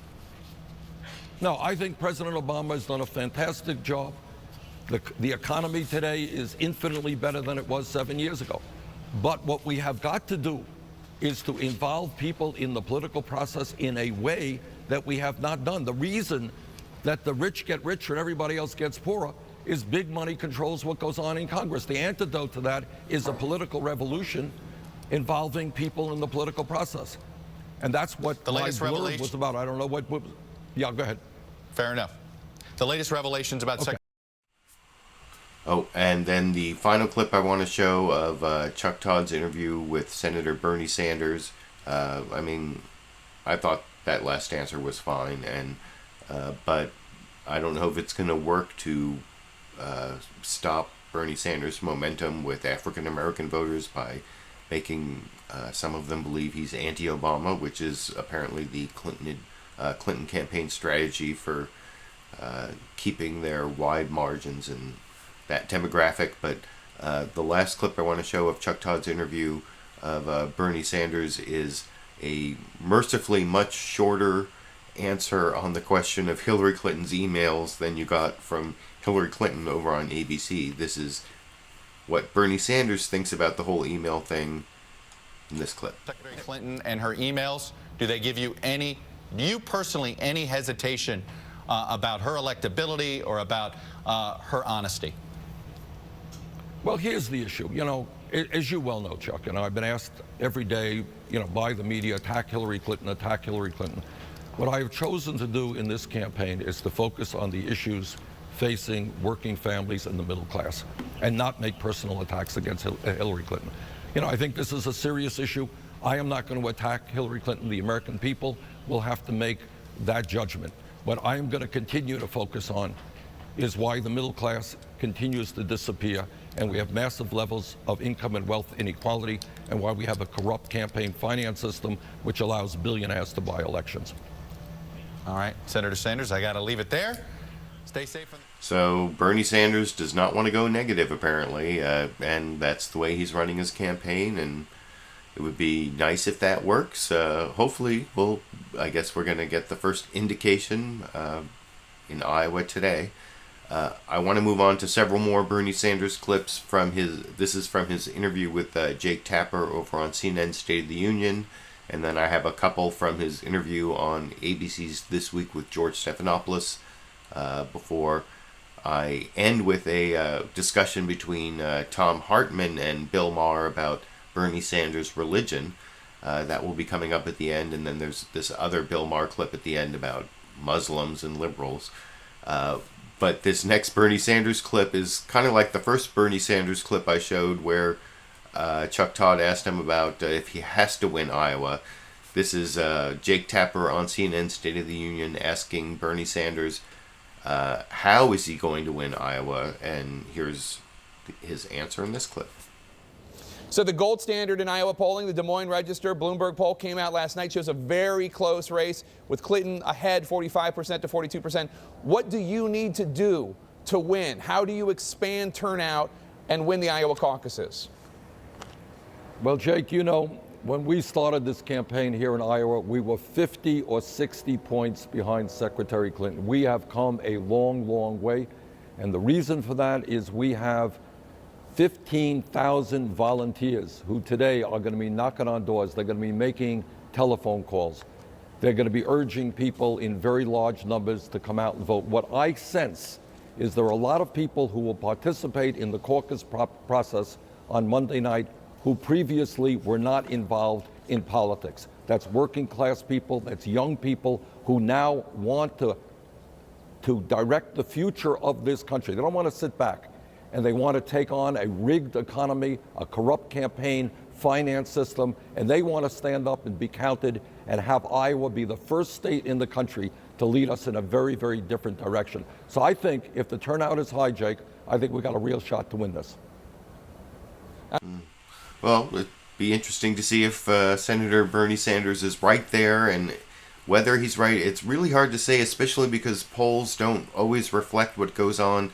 The Democratic caucus is a lot more complicated than the Republican caucus, where they just show up and turn in a ballot pretty much on the Republican side, and then they get counted in terms of getting delegates, kind of the same way that the caucuses on the Democratic side does. But on the Democratic side, they show up and they go to corners of a room, and candidates are only viable if they get 15%, and then undeclared can get 15% or more and be a viable way to get delegates. And so there's all this strategizing about where to go if your candidate isn't viable. And there's been controversy about whether the Clinton campaign is going to try to manipulate the system. And that's what I'm going to show in this next clip, where Jake Tapper asked Bernie Sanders about that.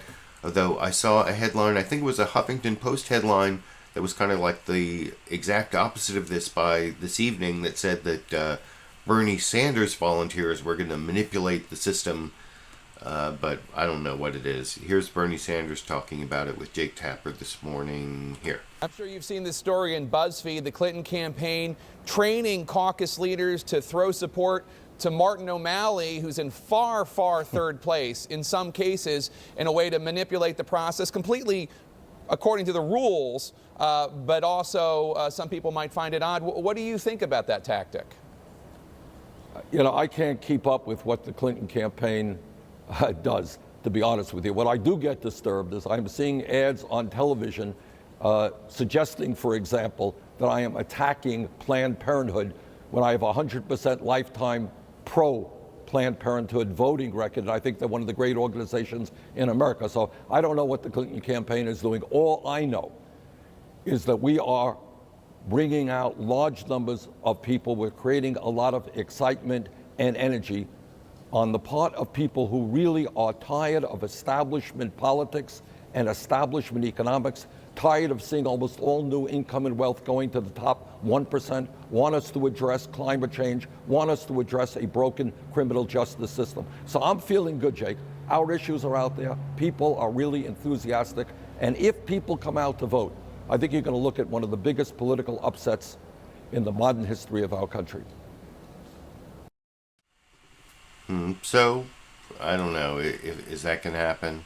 But I mean, I thought that was an okay answer from Bernie Sanders. The next clip I want to show is actually on a topic that's been developing in the news over the last several days, whether there are going to be more Democratic debates. That would be kind of cool. I'd like to see more debates. The interesting thing is, as the polls have tightened, Hillary Clinton has been more willing, she, in case Bernie Sanders beats her or does really well, or even if she beats him in Iowa, Bernie Sanders is beating her in New Hampshire, so she wants another debate before New Hampshire because she's been doing well, or pretty well in the debates. And so it looks like they may be negotiating several more debates, as Bernie Sanders tells Jake Tapper over, let me make sure I get the right one, in here. The Democratic debates has been very, very strong. You and Hillary Clinton have agreed to do more debates. The details have not been agreed to. You want to do one in Brooklyn. She's challenged you to debate in Flint, Michigan. Will you debate in Flint, Michigan? Is that okay with you?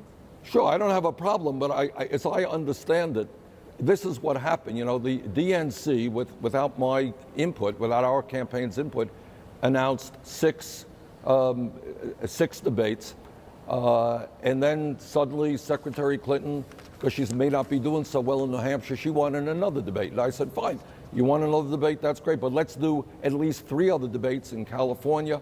Let's do one in New York. Let's do one in Michigan.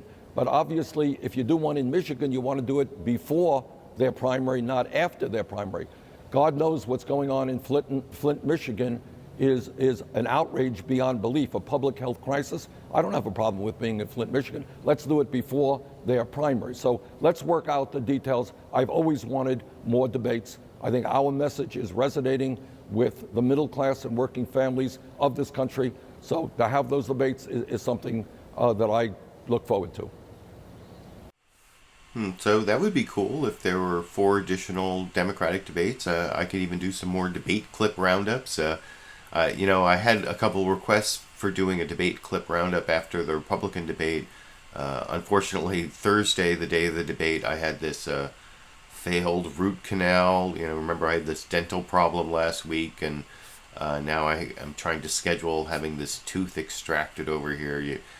What a week I've had. You don't even want to know, but anyway, I'd like to be able to cover some additional debates, and that would be worthwhile. The next clip from the Jake Tapper interview of Senator Bernie Sanders I want to show is one that I promised to show earlier. Bernie Sanders' response to this Washington Post editorial saying he's not a brave truth teller, he's just a regular politician. And he is a politician, but I think he is more of a brave truth teller than many of the other candidates, or maybe even all the other candidates that I've shown so far. But here's Bernie Sanders' response to that charge in this clip. A scathing editorial about you this week. It said, quote, Sanders is not a brave truth teller. They cast you as just another politician pandering to liberal voters. A Clinton ally says that her campaign is handing out copies of this editorial. Want to give you a chance to respond. Look, I am not greatly beloved by the economic establishment, by Wall Street, by the big money interests, or by the major media of this country, including the Washington Post. I am being attacked because I am too ambitious, because I say, among other things, that maybe we should have a tax on Wall Street speculation whose greed and recklessness help destroy our economy and the lives of many, many people. And that maybe we should use that money to make public colleges and universities tuition-free. And maybe we should do away with these outrageous corporate loopholes that allow billion-dollar corporations to stash their money in the Cayman Islands, not pay a nickel in taxes. Maybe we should do that and use that revenue to rebuild our crumbling infrastructure and create 13 million jobs. Maybe we should expand Social Security so that millions of seniors in this country don't have to live on $11,000, $12,000 a year by lifting the cap and asking millionaires to contribute their fair share. Yeah, the Washington Post doesn't like it. They don't like my idea of a Medicare for all single-payer program, which would enable the United States to join the rest of the industrialized world, guarantee health care to all people, and by the way, Jake, save middle-class families thousands of dollars a year on their health care costs. We are taking on the establishment. Washington Post is the establishment. Doesn't surprise me. They don't like my ideas.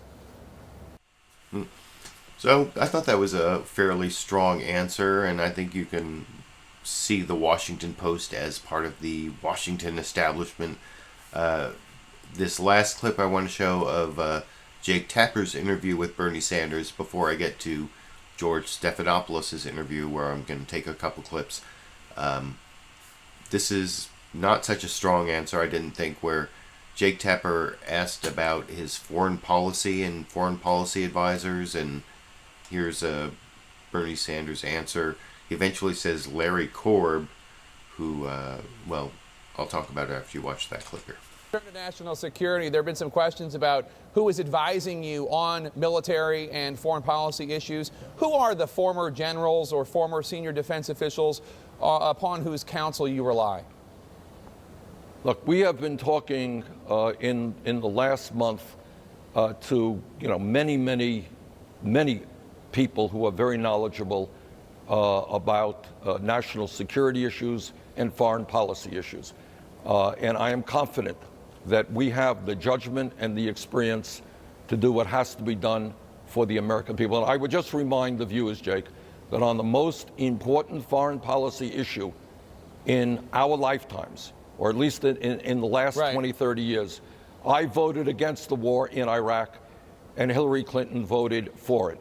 I am confident that in terms of dealing with the Middle East crisis, the need to put together a coalition to prevent our young men and women in the military from getting involved in perpetual warfare, I am absolutely confident that I can handle that issue. I know that you assert that you have the right judgment, but I'm just wondering if you could name a former military official who. Too many? Larry Korb is one. Larry Korb has worked, actually I think worked in the Reagan administration as somebody we have consulted with. All right, fair enough. At CNN's October debate.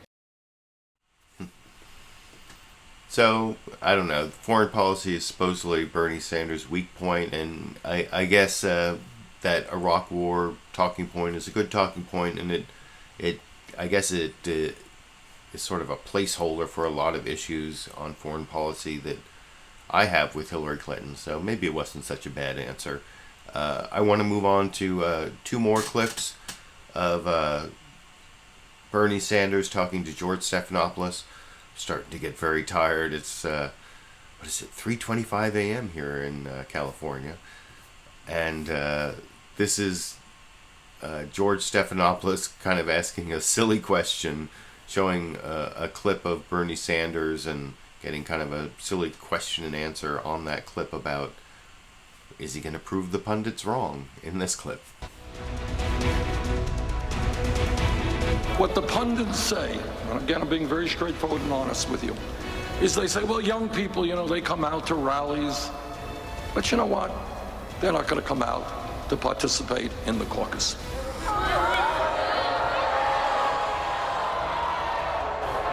So how would you like to make the pundits look dumb on election night?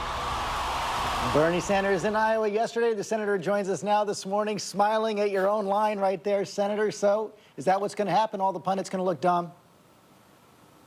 I surely hope so, George. Look, we have been running all over the state. We have had town meetings and rallies that have brought out almost 70,000 people in the state of Iowa. And I think if working people and lower income people and young people come out to vote in significant numbers tomorrow night, we're going to win this thing and pull off one of the great political upsets in recent history. George, when we began this campaign, as you well know, we were trailing Hillary Clinton by 50 or 60 points. Some of the polls have us a little behind. Some of the polls now have a little bit ahead. I think we have a shot to win it if people come out in good numbers. You led me to it. You're announcing.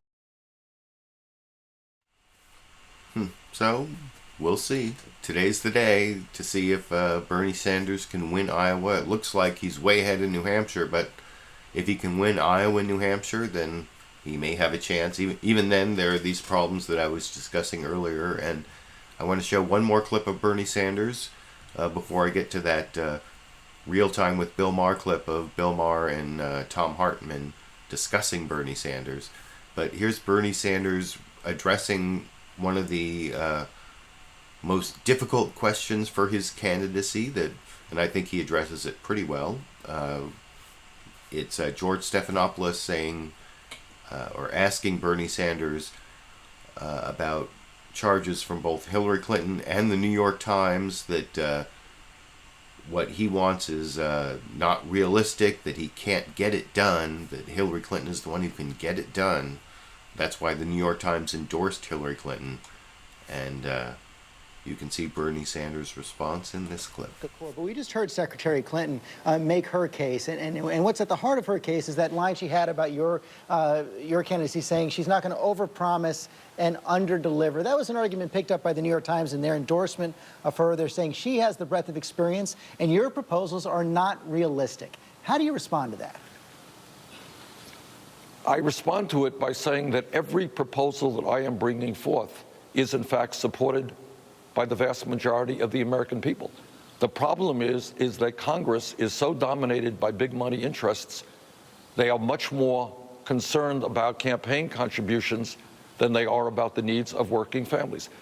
And what I am saying is that, yeah, the United States should join the rest of the industrialized world, guarantee health care to all people, have paid family and medical leave, make public colleges and universities tuition-free, create millions of decent-paying jobs by rebuilding our infrastructure. These are not radical ideas, George, and demanding that the wealthiest people and the largest corporations in this country start paying their fair share of taxes, that we break up these large Wall Street conglomerates. These are not radical ideas. This is what the American people want.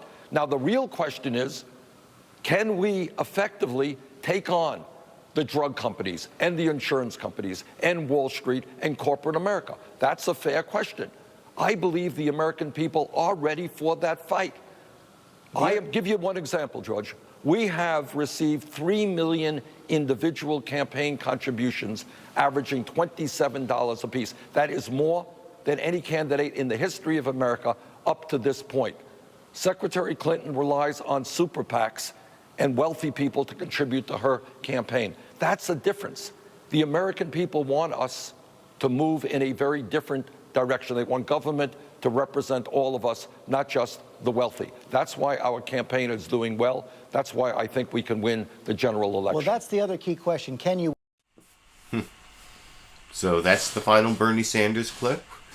Today's the day to see if Bernie Sanders can either win Iowa or come so close that it gives a boost to his campaign, or gives new life or momentum, or we'll see who has the momentum and who has the win coming out of Iowa, both on the Democratic side and the Republican side. And before I leave the topic of the Democratic side of the 2016 presidential race, as I promised, I'm going to show a clip from Real Time with Bill Maher, Thom Hartmann and Bill Maher talking about Bernie Sanders.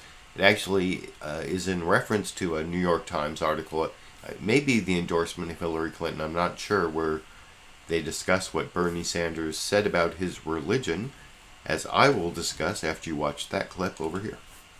On the other hand, you got Bernie Sanders, who is doing very well in Iowa right now, who, the New York Times today came out and said, I don't practice a religion. I've been waiting my whole life for a politician to say that. Yeah. And Thomas Jefferson was the last one, I think. Right. He said, I'm not into organized religion. And it just shows, whether Bernie wins or not, he really has changed this country. And not changed it, the country had been changed. And he's showing that, yeah, there's a large part of America that kind of wants to be a Western European democracy. Socialist, not a bad word. Saying you're not into religion, not a deal breaker. They're out there. And it doesn't even need to be Western European. In the 1950s, Eisenhower never talked like this, and he was a good Republican, and he loved that 91% tax rate, and, you know, he built the country. I mean, well. But people are still, you know, Gallup does this poll where they ask people, if somebody was well qualified to be president, but they were fill in the blank, would you be comfortable voting for them? And Jewish, evangelical, Christian, Catholic, female, those all wind up polling pretty well. It's Muslim, atheist, and socialist that always wind up at the bottom of the list. Now, the trend lines have been moving. People are more comfortable than they used to be, but those are still the most sort of politically challenging labels. But it's down to 51% wouldn't vote for an atheist, and 10 years ago it was 61%. So yeah, it's moving fast. Right. And still Ted Cruz said, I'm a Christian first, American second, conservative third, and Republican fourth. I would number that differently. I think you're a creep first, a practiced liar second. And, you know, Bernie Sanders could just not say, I'm a Jew first. That just wouldn't fly. And imagine saying, I'm a Muslim first. Huh. At the end there, it almost sounded like Bill Maher was admitting there's Islamophobia, but I think he's just admitting that America is very Christian-y, although he seems to forget about how Christian-y America is in this last clip. And like I said, that's the end of the Democratic side of the presidential race for the nomination for 2016. It is 2016. I'm sorry, I'm getting a little punchy. It's after 3:30 in the morning here when I'm getting to my last clip. If you thought that Bill Maher was admitting to Islamophobia there, and he wasn't. Like I said, he was just saying America is very Christian-y. In this next clip, he definitely borders on Islamophobia by forgetting how Christian-y America is. He wants to say Islam is worse than other religions because they had to cover up these naked statues, I think in Italy, when there were these Muslim, was it Iranians, or I can't even remember it. Bill Maher explains it in the introduction here.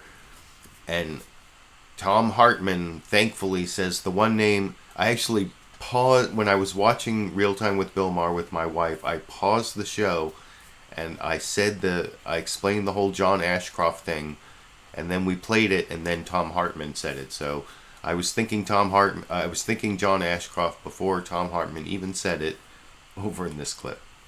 I mentioned this in the monologue, the covering up of the statues in Rome. Can we show what the statues actually look like? This is the horribleness of what's going on in Rome. Oh my God, naked titties and tiny penises. This is what they did. This is what they did. Okay, I think people are mixing up two things, tolerance and capitulation. Thank you. This is, it's one thing to be tolerant of another culture, but this is our culture. You know, Christianity did have a problem with titties like in 1300, but we got over it. So we shouldn't change our culture to a more backward culture, should we? Well, and in the French, in this situation, actually, you mentioned in the monologue how there was a dispute over wine at the lunch. They canceled the lunch. They said, if you're in France, we're going to have wine at this lunch or we're not going to have lunch. But with regard to breasts, ask John Ashcroft about that.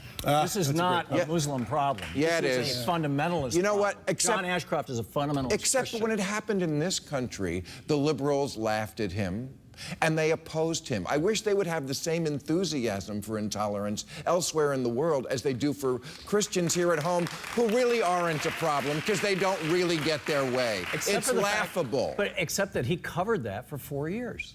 But nobody thought it was realistic. Nobody. I think a lot of Republicans were like, oh, yeah. Well, what do you? Titty's gone. Yeah. And of course, at that point, Bill Maher changes the subject because his argument has been destroyed by Thom Hartmann and the John Ashcroft point, which is why I wanted to play that clip. That's the last clip I'm going to play for tonight. I really need to finish up. I think I was up to, what is it? Like, I've been reading your comments along the way, about 150 viewers or even more, which is great. And a lot of, like, people who don't get to watch the show live generally, so I hope you enjoyed that opportunity. If you want to help support my videos, I've put a link down in the video description to my Patreon page, where if you give me a monthly pledge, if your lifetime pledge gets up to $30, I will send you one of these #LiberalViewer candles. I will be collecting shipping addresses in the next 24 hours from all my patrons who have donated $30 or more lifetime. So if you want to get in on the candle deal, you can join up for that. And I keep track, and I'll be sending those out. If you want to give me a direct donation, since I spend like 8 or 10 hours a Sunday on this, you can also use fan funding by hovering your mouse over this corner. Hopefully my dental problems will subside, and I'll get that edited, produced video out about the Fox News women who can't understand male privilege questions, and I'm just going to end the show now. I appreciate all of you who join me live, all of you who comment, share, support, and until I do my show next week, hopefully at a more reasonable time, I guess I will be seeing you all around the internet.